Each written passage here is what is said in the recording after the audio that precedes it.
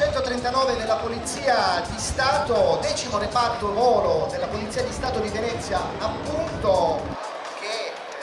prese il nome proprio nel 1981, ereditando la tradizione delle guardie di pubblica sicurezza. Effettua servizi di soccorso aereo, vigilanza stradale con elicotteri di equipaggio messi a disposizione prima dall'aeronautica militare e poi ovviamente con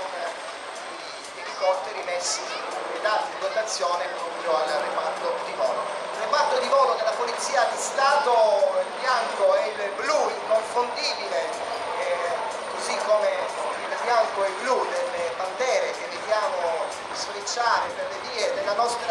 nostre città, in questo caso compiti di controllo del territorio, polizia giudiziaria, ordine pubblico, vigilanza. Il portellone aperto e possiamo salutare così gli operatori della Polizia di Stato, un sistema di comunicazione satellitare, luce di ricerca, doppio verricello, una suite di missione con telecamera adatta a definire, ma sicuramente ci vedranno sventolare le mani. Battiamo le mani per questo grande equipaggio, rallenta verso il centro della display line, si posiziona proprio sul centro per il tradizionale saluto e noi ringraziamo davvero gli uomini e le donne della Polizia di Stato.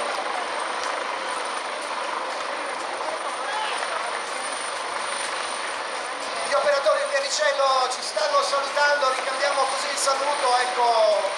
il piccolo inchino di questa macchina davvero straordinaria, salita in verticale, pronti poi a riprendere quota e dirigersi tra qualche minuto verso la loro base sull'aeroporto di Venezia Terziana.